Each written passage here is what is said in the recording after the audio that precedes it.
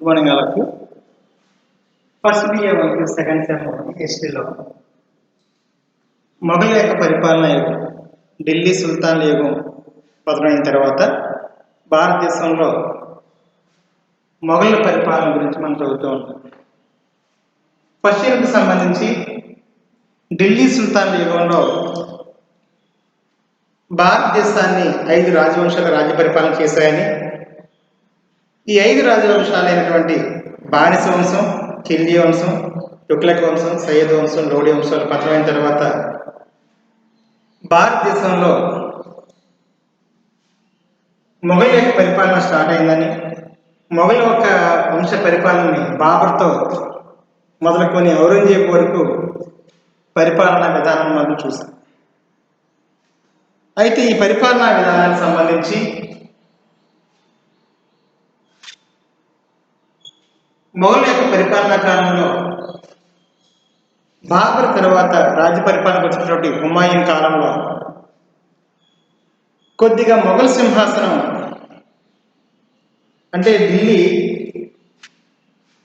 కొద్ది సమస్యలను ఎదుర్కొందని, మొఘల్ వంశానికి తాత్కాలిక విరామం అనేది జరిగిందని, ఆ తాత్కాలిక విరామం అనేది మొఘల్ పరిపాలనా కాలంలో ఎవరి రాకతో తాత్కాలిక విరామం జరిగింది అనేది మనం చూస్తే, బాబర్ తర్వాత మొఘల్ వంశ స్థాపనటువంటి బాబర్ తర్వాత, అంటే బాబర్ ఎప్పుడు వచ్చాడన్నా 1526లో బాబర్ మొఘల్ సింహాసనాన్ని అంటే మొఘల్ సామ్రాజ్యాన్ని స్టార్ట్ చేశాడు. 1526 నుంచి 1707 వరకు తొలి మొఘలు ఢిల్లీలో రాజధాని రాజ్య పరిపాలన చేశారు అన్నారు. 1526లో మొదటి పానిపట్టు యుద్ధంలో బాబర్ సింహాసనాన్ని అధిష్ఠించాడని, చివరికి 1707లో ఔరంగజేబు మరణంతో తొలి మొఘలు పరిపాలన ముగిసింది అని చెప్పారు. ఇక్కడ బాబరు ఇక్కడ మొఘల్ సామ్రాజ్యాన్ని స్టార్ట్ చేసినటువంటి బాబరు 1526లో మొదటి పానిపట్టు యుద్ధంలో సింహాసనానికి వచ్చాడు అని, అంటే మొఘలు పరిపాలన స్టార్ట్ చేశాడని, అనంతరం 1530లో బాబర్ చనిపోయిన తర్వాత తన వారసుడిగా రాజ్యానికి ఎవరు వచ్చారు అన్నామంటే హుమాయూన్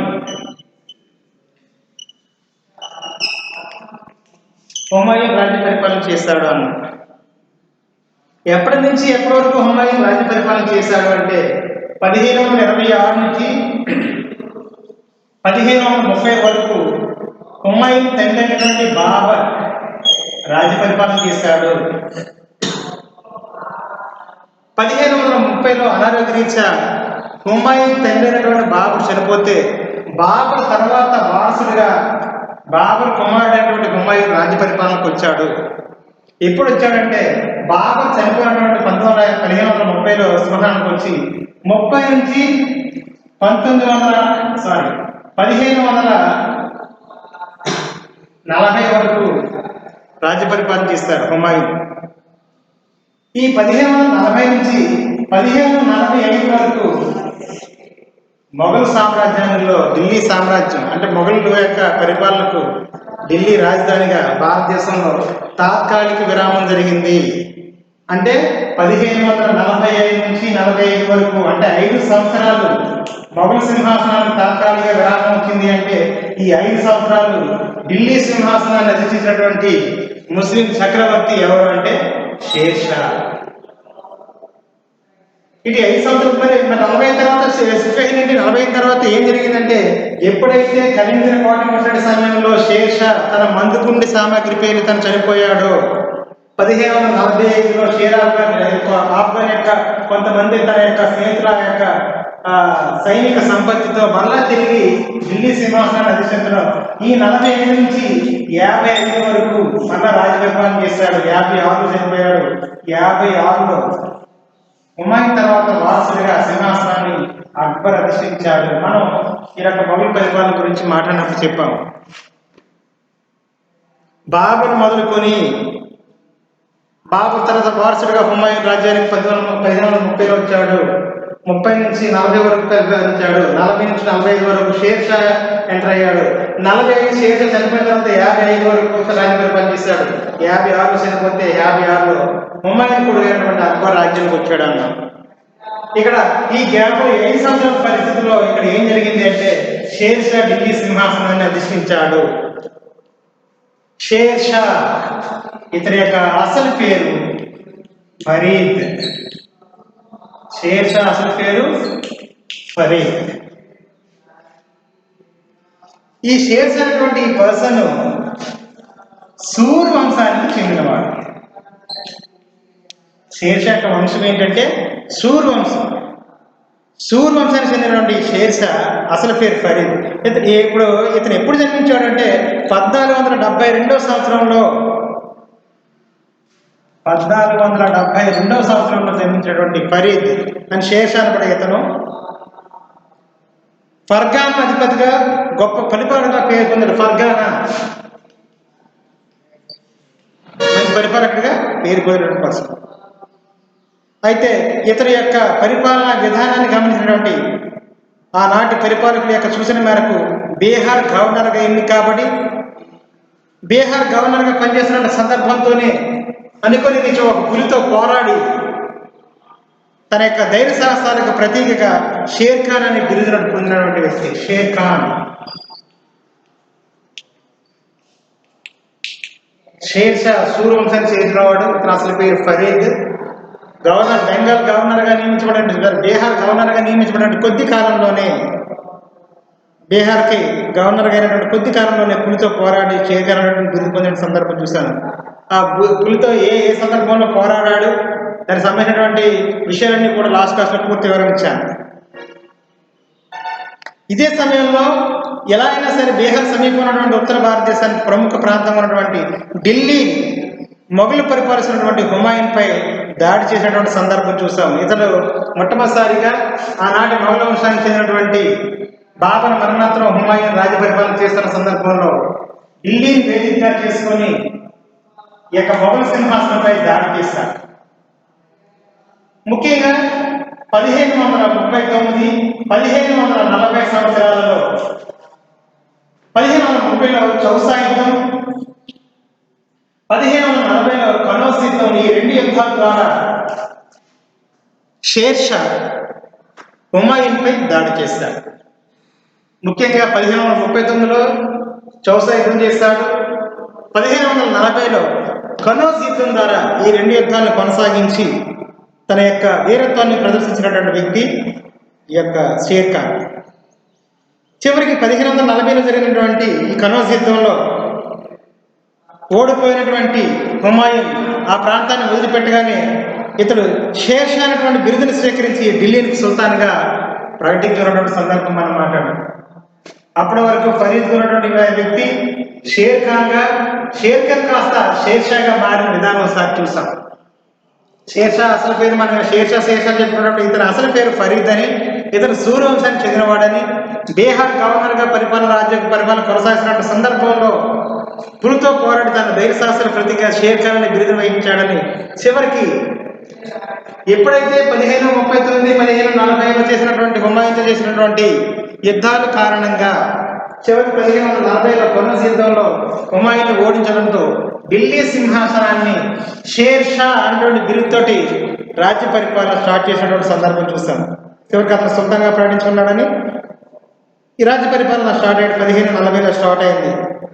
ఇతని యొక్క పరిపాలన విధానాన్ని, ఇతని యొక్క ఉన్నతిని గమనించినటువంటి ఆనాటి ప్రముఖ చరిత్రకారుడైనటువంటి త్రిపాఠి అనేటువంటి ఒక ప్రముఖ చరిత్రకారుడు షేర్ షా యొక్క పరిపాలన తక్కువ కాలం అంటే 1540 నుంచి 45 వరకు 5 సంవత్సరాలు మాత్రమే రాజ్య పరిపాలన చేసినటువంటి షేర్ షా తన పరిపాలనా కాలంలో 5 సంవత్సరాల పరిపాలనా కాలంలో 50 సంవత్సరాల ప్రగతిని చూపించాడు అని ఆనాటి ప్రముఖ చరిత్రకారుడైనటువంటి త్రిపాఠి ఈ యొక్క షేర్ షా యొక్క పరిపాలన విధానం గురించి, షేర్ షా యొక్క పరిపాలన గురించి షేర్ షా బురదలో నుండి వికసించిన పుష్పం లాంటి వాడు అని పేర్కొన్నాడు. షేర్ షా అనేటువంటి వ్యక్తి షేర్ షా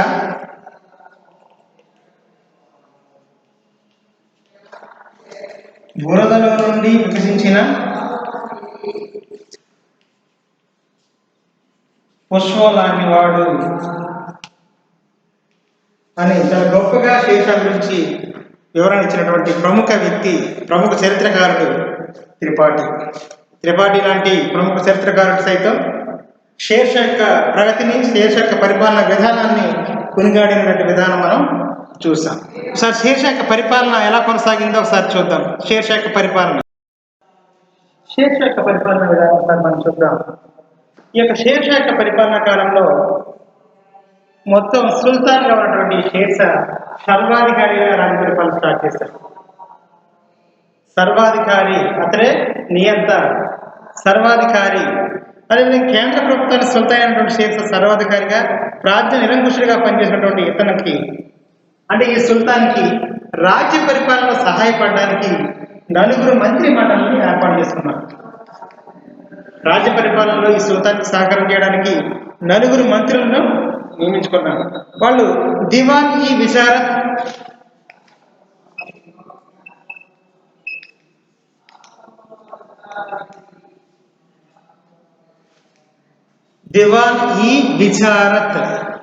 దివాన్-ఈ-విజారత్, దివాన్-ఈ-అరిస్,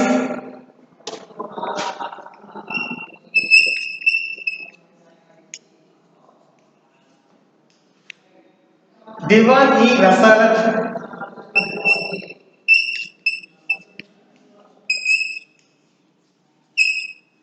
దివాన్-ఈ-రసాలత్, అదేవిధంగా దివాన్-ఈ-ఇన్షా,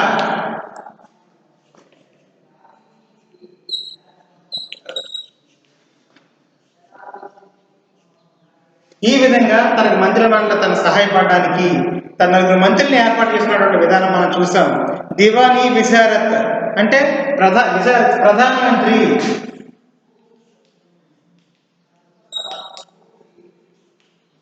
దివాన్-ఈ-అరీస్, అరీస్ అంటే సైనిక వ్యవహారాలు చూసే మంత్రి అన్నమాట.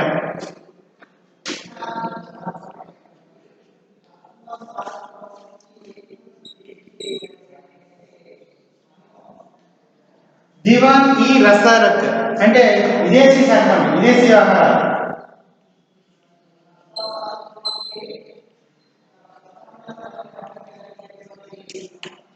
విదేశీ వ్యవహారాలకు సంబంధించినటువంటి మంత్రిగారిని చూసుకుంటారు. దివాన్-ఈ-ఇన్షా అంటే రాజశాసనాలు, శాసనాలు, ప్రత్యుత్తరాలకు సంబంధించినటువంటి, అంటే రాజశాసనాలకు సంబంధించినటువంటి విషయాలను కూడా రాజముద్దులు, ప్రత్యుత్తరాలు అంటే ఇతర దేశాలకు సంబంధించినటువంటి రాజులు కానీ ఎవరైనా సందర్శన చేసినప్పుడు, ప్రక్క దేశాలకు సంబంధించిన రాజులు కానీ వచ్చినప్పుడు దానికి సంబంధించినటువంటి ఈ రాతపూర్వకమైనటువంటి ఒప్పందాలు కానీ, ప్రత్యుత్తరాలు కానీ ఈ రాజప్రతుల శాసనాలకు సంబంధించినటువంటి మంత్రిగా ఇన్షా.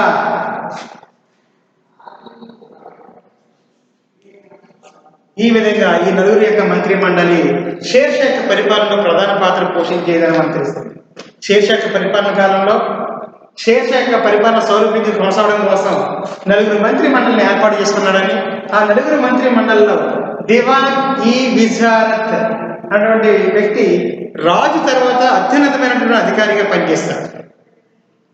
రాజు తర్వాత అత్యున్నతమైన అధికారిగా పనిచేసినటువంటి వ్యక్తి విజారత్. పేరు జ్ఞాపకం, దివాన్-ఈ-విజారత్.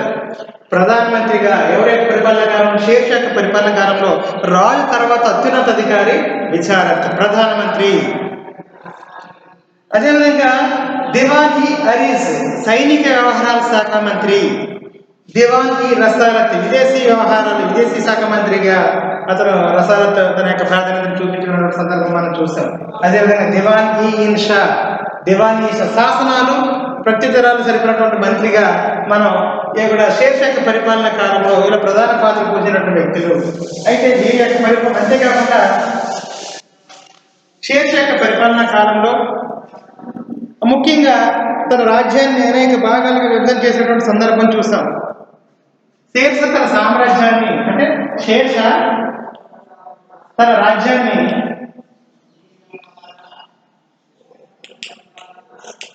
ఏ విధంగా విభజన చేశారంటే ప్రజా పరిపాలన సౌలభ్యం కోసం, ప్రజా సంక్షేమం కోసం విభజన చేసి, చూడండి మా ఈ భూమి ఉన్నటువంటి దాంట్లో భూమి అనేక ఖండాలుగా విభజించబడింది.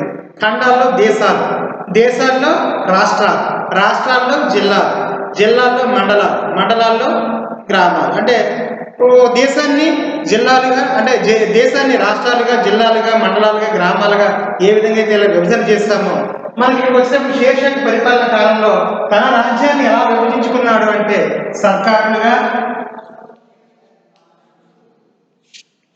సర్కారులేమో పరిగణాలుగా,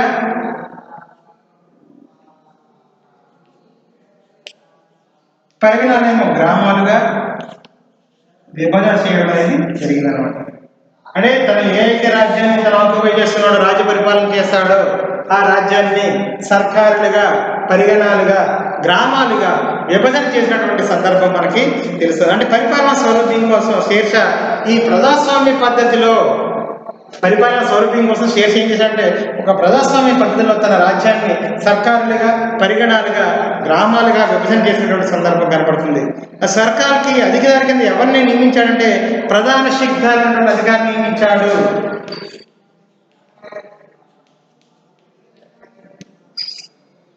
సర్కారుల పైన ఆధిపత్యం ఎవరికి ఇచ్చారంటే ప్రధాన శిఖార్. మరి పరిగణాలకు అధికారి అంటే శిఖార్, అమీన్, పోతేదార్.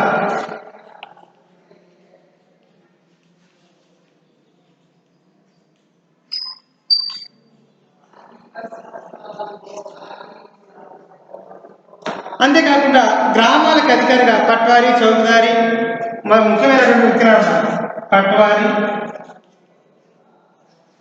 చౌకదారి,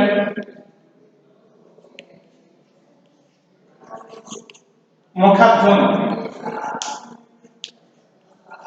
లాంటి ఉద్యోగుల్ని నియమించారు.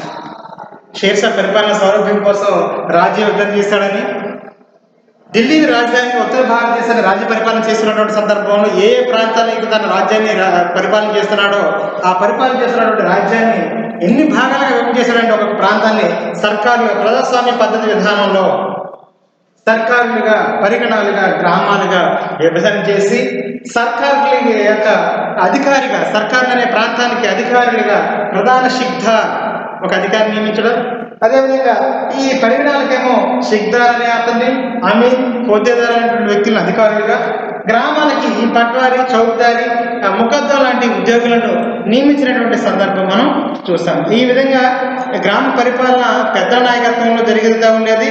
అంతేకాకుండా ఈ పెద్దల నాయకత్వంతో పాటుగా అంటే గ్రామ స్థాయి అంటే కింది స్థాయి కాబట్టి ఈ గ్రామాల స్థాయిలో ప్రధానంగా ఈ యొక్క గ్రామాధికారులు, గ్రామ పెద్దలు అన్న దాని ఉద్దేశంతో గ్రామ పెద్దల ఆధారంలో గ్రామ పరిపాలన జరిగేది. అంతేకాకుండా వాళ్ళకి సహాయం చేయడానికి, గ్రామ పెద్దలకు సహాయకారిగా ఉండడానికి ఈ పట్వారి, చౌకదారి, ముఖద్దా లాంటి యొక్క కొంతమంది ఉద్యోగులు వారికి సహకరించినటువంటి విధానం మనం చూస్తున్నాం. అంతేకాకుండా సైనిక సంస్కరణల గురించి అంటే ఇతని యొక్క పరిపాలన కాలంలో కొన్ని సైనిక సంస్కరణలు ప్రవేశపెట్టాడు. అతను ప్రవేశపెట్టినటువంటి సైనిక సంస్కరణలు ఒకసారి చూద్దాం. శేర్షా ప్రవేశపెట్టినటువంటి ఇతర శేర్షా పరిపాలన కాలంలో కొన్ని సైనిక సంస్కరణలు శేర్షా పరిపాలన కాలంలో ప్రవేశపెట్టినటువంటి సైనిక సంస్థలలో ముఖ్యంగా సైనికులను ఎంపిక చేయడం కానీ, వారి వేతనాలు చెల్లించడం కానీ చాలా జాగ్రత్తలు వహించినటువంటి వ్యక్తిగా మన శేర్షా గురించి చూస్తూ ఉన్నాం. అంటే సైనికులకు కావాల్సినటువంటి దేహదారుణ్యం, అతనికి కావాల్సినటువంటి శక్తి సామర్థ్యాలు, పోరాట పటిమ, యోధుడి యొక్క లక్షణాలు, వీరుడి యొక్క లక్షణాలు తనలో చూడడం, సైనికుడు ఉండవలసిన లక్షణాలన్నింటినీ కూడా కరెక్ట్గా ఉన్నాయా లేదా, రాతపూర్వమైనటువంటి విధానాలు, ఎంపిక సైనికుల విషయంలో కరెక్ట్గా చూసుకోవడం, వాళ్ళకి సమయానికి వేతనాలు చెల్లించడంతో ఈ విషయాలన్నింటిలో కూడా సైనికుల యొక్క సైనిక సంపత్తి మీదే దేశ భవిష్యత్తు, దేశం యొక్క విధానం కొనసాగుతుందని నమ్మినటువంటి శేర్షా సైనికుల ఎంపిక విషయంలో కానీ, వారికి వేతనాలు చెల్లించే విషయంలో కానీ చాలా జాగ్రత్తలు తీసుకున్నటువంటి విధానం మనకి ఇక్కడ తెలుస్తుంది. ముఖ్యంగా ఏం చేశారంటే సైనికులకి జాగీర్దారీ విధానాన్ని రద్దు చేసి సైనికులకు జీతాలు చెల్లించారు. వేతనాలు ఇచ్చడం అంటే అంత ముందు వరకు కొనసాగుతున్నటువంటి విధానాన్ని, జాగీర్దారీ విధానాన్ని రద్దు చేసి సైనికులకు జీతాలు చెల్లించాడు. ఇంతకుముందు శేర్షా కంటే ముందు యొక్క పరిపాలనా కాలంలో ఇతను ముఖ్యంగా ఎవరిని అనుసరించాడు? సైనిక విషయానికి సంబంధించి సైనిక సంస్కరణలు అంటే అల్లావుద్దీన్ ఖిల్జీని ఆదర్శంగా తీసుకున్నాడు అన్న విధానం మనకు తెలుస్తుంది. అల్లావుద్దీన్ ఖిల్జీ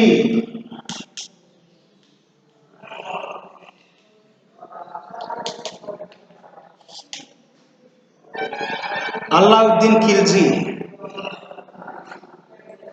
ఖిల్జీ వంశంలో గొప్పవాడని చెప్పాం. ఢిల్లీ సుల్తాన్ల యుగానికి ఢిల్లీ సుల్తాన్ల యుగం మనం మాట్లాడితే బానిస వంశం, ఖిల్జీ వంశం, తుగ్లక్ వంశం, సయ్యద్ వంశం, లోడీ వంశం. ఇక్కడ ఖిల్జీ వంశం ఎన్నో వంశం అంటే రెండో వంశం. బానిస వంశంలో రెండో వంశం ఖిల్జీ వంశం. ఖిల్జీ వంశాన్ని స్టార్ట్ చేసింది జలాలుద్దీన్ ఫిరోజ్ ఖిల్జీ అనేవాడు. భారతదేశంలో ఖిల్జీ వంశ స్థాపకుడు జలాలుద్దీన్ ఫిరోజ్ ఖిల్జీ. ఖిల్జీ వంశంలో గొప్పవాడు అల్లావుద్దీన్ ఖిల్జీ. జలాలుద్దీన్ ఫిరోజ్ ఖిల్జీ యొక్క అల్లుడు అల్లావుద్దీన్ ఖిల్జీ. మామూలు చంపి హత్య చేసి అల్లావుద్దీన్ ఖిల్జీ రాజ్య పరిపాలన చేశాడు. భారతదేశంలో మార్కెట్ సంస్కరణలు కానీ సైనిక సంస్కరణలు కానీ అతనికి మంచి పేరు తీసుకొచ్చే ఎవరికంటే అల్లావుద్దీన్ ఖిల్జీ. అందుకని ఖిల్జీ వంశంలో గొప్పవాడిగా పేరు పొందాడు అల్లావుద్దీన్ ఖిల్జీ. అల్లావుద్దీన్ ఖిల్జీ సైనిక విషయంలో ఎటువంటి సంస్థలను ప్రవేశపెట్టి తన రాజ్య పరిపాలనకు సైన్యాన్ని ఉన్నతంగా పోషించాడో అదే విధానాన్ని అల్లావుద్దీన్ ఖిల్జీని ఆదర్శంగా తీసుకొని షేర్షా కూడా అల్లావుద్దీన్ ఖిల్జీ యొక్క సైనిక సంస్కరణలు అనుసరించినటువంటి వ్యక్తి భారతదేశంలో షేర్షా. సైనిక సంస్కరణ విషయంలో అల్లావుద్దీన్ ఖిల్జీని అనుసరించి తన సైన్యాన్ని పర్యవేక్షించడంలో ఒక సంసిద్ధమైనటువంటి సైన్యాన్ని తయారు చేస్తున్నటువంటి వ్యక్తి షేర్షా. ముఖ్యంగా షేర్షా సైనికుల ఎంపిక విషయంలో కానీ వేతనాలు చెల్లించే విషయంలో కానీ చాలా జాగ్రత్తలు తీసుకున్నాడని చెప్పాం. ముఖ్యంగా జాగీర్దారీ విధానాన్ని రద్దు చేసి సైనికులకు జీతాలు చెల్లించినటువంటి విషయం మనం మాట్లాడాము. జాగీర్దారీ విధానం అంటే ఇంతకుముందు ఈ జాగీర్దారీ సిస్టమ్ వేతనాలు ఇచ్చేవారు కాదు. సైన్యంలో పనిచేసే కొంతమంది వ్యక్తులకు ఆయా గ్రామాల్లో కొంత భూమిని వాళ్ళకి కేటాయించేవారు. వారు కేటాయించినటువంటి భూమి ద్వారా వాళ్ళు వచ్చే ఆదాయాన్ని వాళ్ళ కుటుంబాలు వాళ్ళకి సంబంధించినటువంటి వారి యొక్క ఆచరణలు కొనసాగుతూ ఉండేది.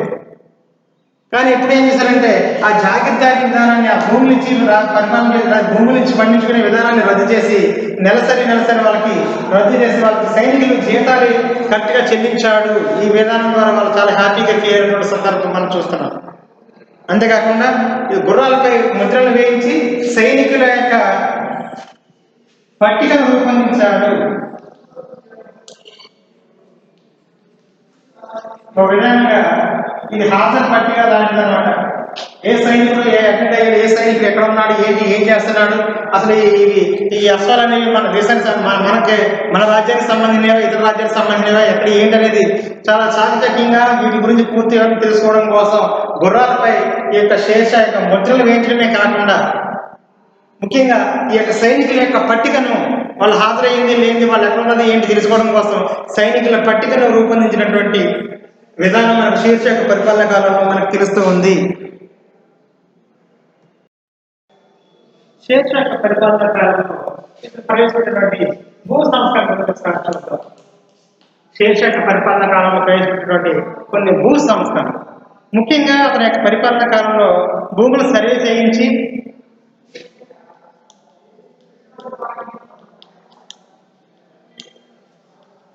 భూసారాన్ని బట్టి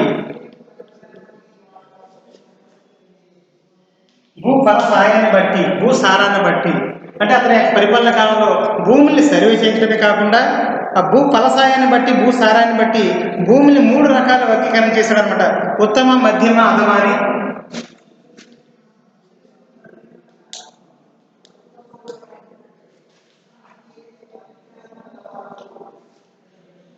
ఉత్తమ, మధ్యమ, అధమ అనేటువంటి విధానంగా 3 రకాలుగా విభజించి పండిన పంటలో 1/3 భూమి స్థితిగా చెల్లించాలని ఇది ఉత్తర్వులు తయారు చేశారు. పండిన పంటలో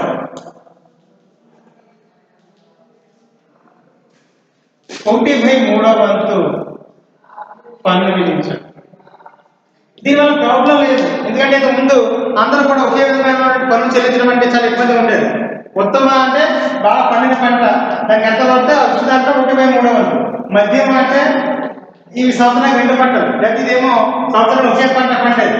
ఆ విధంగా భూమి సాగునీరు బట్టి పండిన విధానాన్ని బట్టి ఉత్పత్తి అంటే వచ్చినటువంటి ఆదాయ ప్రకారం వచ్చినటువంటి ఉత్పత్తి బట్టి ఈ యొక్క 1/3 రూపంలో పన్ను విధించే విధంగా భూసారాన్ని బట్టి భూములు సర్వే చేయించి భూసారాన్ని బట్టి పన్నుల విధానాన్ని విధించినటువంటి వ్యక్తి షేర్షా.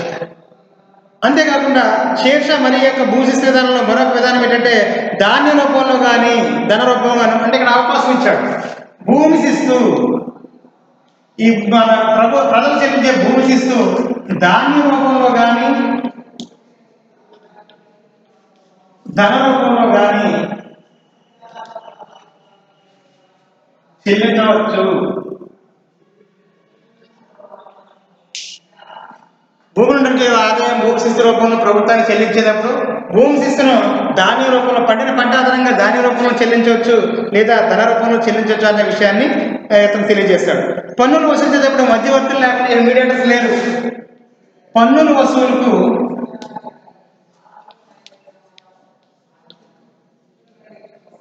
మధ్యవర్తులు లేరు. ప్రభుత్వానికి నేరుగా, అంటే ఒక విధంగా ఇది బ్రిటిష్ వారి యొక్క పరిపాలన కాలంలో రైతువారీ విధానం లాంటిది. పన్నుల వసూలుకు మధ్యవర్తులు లేరు, నేరుగా పన్ను ప్రభుత్వానికి చెల్లించే విధంగా అనమాట. అందుకని వీటికి ఏం చేశారంటే రైతులకు భూమి మీద హక్కులు కల్పించడం అనమాట. భూమిపై రైతులకు హక్కులు కల్పించాడు. హక్కు నుంచి పట్టా వాళ్ళకి భూమి దానికి సంబంధించినటువంటి భూములు ఇచ్చి దానికి ఒక భూమి పైన వాళ్ళకి ప్రత్యేకమైన హక్కు కల్పించి వాళ్ళకి పట్టాలు ఇచ్చారంట.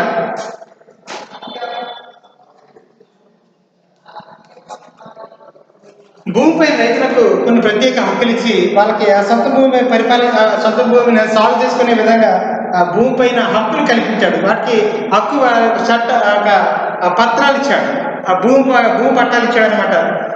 అంతేకాకుండా ఈ రైతువారీ విధానాన్ని ఒక విధంగా ప్రవేశపెట్టాడు. భారతదేశంలో రైతువారీ విధానాన్ని ప్రాధాన్యత ఇచ్చాడు.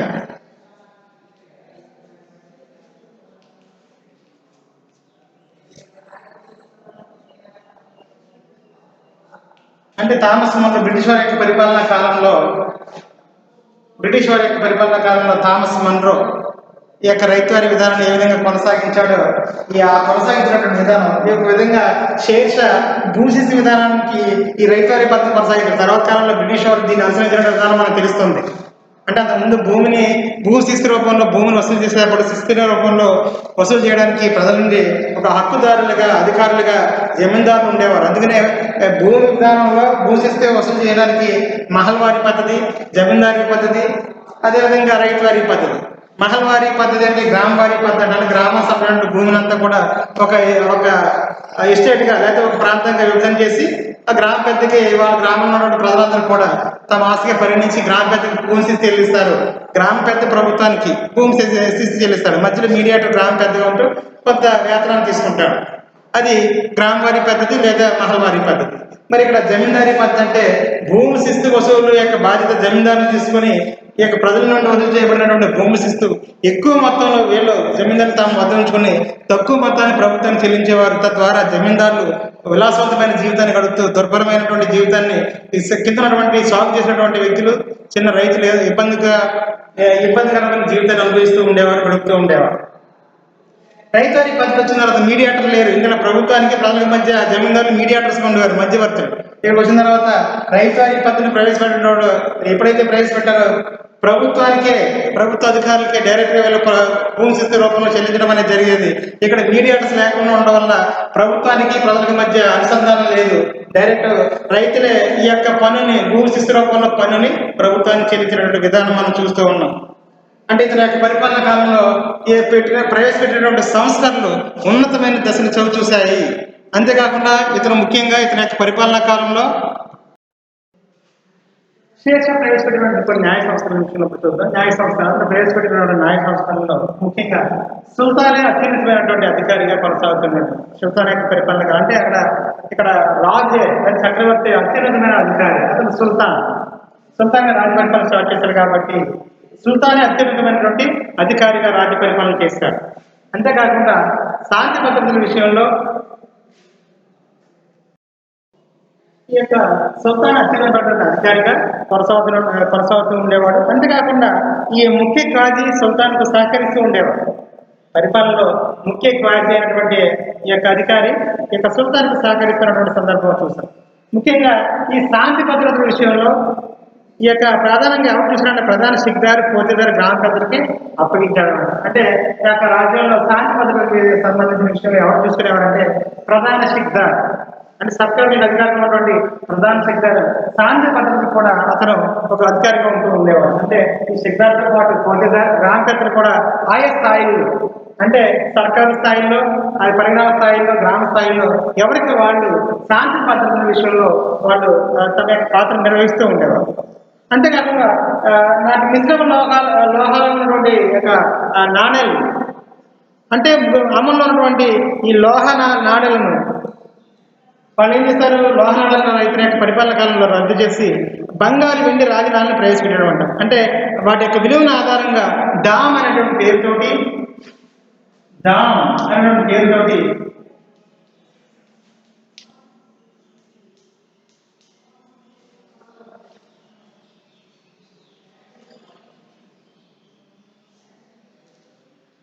షేర్ షా పరిపాలన కాలంలో నాటి న్యాయ సంస్థలో భాగంగా మరికొన్ని సంస్థలు ఇతర సంస్థలు తీసుకొచ్చాడు. ఆ నాటికి అమలు ఉన్నటువంటి మిశ్రమ లోహ నాణ్యాలను రద్దు చేసి దామన పేరు మీదుగా బంగారం వెండి రాగినాలను అతడు తన రాజ్యంలో ప్రవేశపెట్టాడు అనమాట. ముఖ్యంగా ఆ గూఢచారి వ్యవస్థను ఏర్పాటు చేసి ప్రజలకు న్యాయం చేశాడు. గూఢచారి వ్యవస్థకు ఎక్కువ ప్రాధాన్యత ఇచ్చాడు.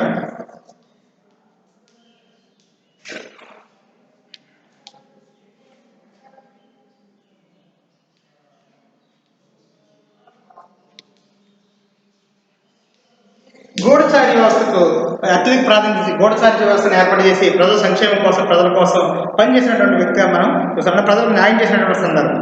ఈ విధంగా భారతదేశం యొక్క పరిపాలన కాలంలో తన యొక్క 1540 నుంచి 45 5 సంవత్సరాలు ఈ యొక్క పరిపాలనా కాలంలో విశిష్టమైనటువంటి పేరు ప్రఖ్యాతులు సంపాదించినటువంటి సుల్తాన్ ఇక్కడ ఎవరంటే షేర్ షా. ఫరీద్ అనేటువంటి పేరుతో, అసలు పేరు ఫరీద్గా పేరు పొందినటువంటి అతను పులితో పోరాడి షేర్ ఖాన్గా, రాజ్య పరిపాలనలో షేర్ షాగా, హుమాయూన్తో ఆనాటి మొఘలి సింహ స్వప్నంగా రాజ్య పరిపాలన చేసినటువంటి వ్యక్తి అయినటువంటి ఈ మొఘల్ పాలెట్ సింహ స్వప్నంగా రాజ్య పరిపాలన అయినటువంటి షేర్ షా 5 సంవత్సరాల పరిపాలనా కాలంలో 50 సంవత్సరాల ప్రగతిని చూపించి భారతీయ చరిత్రలో తనకంటూ ఒక చరిత్ర పుటల్లో తనకంటూ ఒక పేరు లిఖించుకున్నటువంటి సువర్ణాక్షరాలతో లిఖించుకున్నటువంటి ప్రముఖమైనటువంటి వ్యక్తి షేర్ ఖాన్.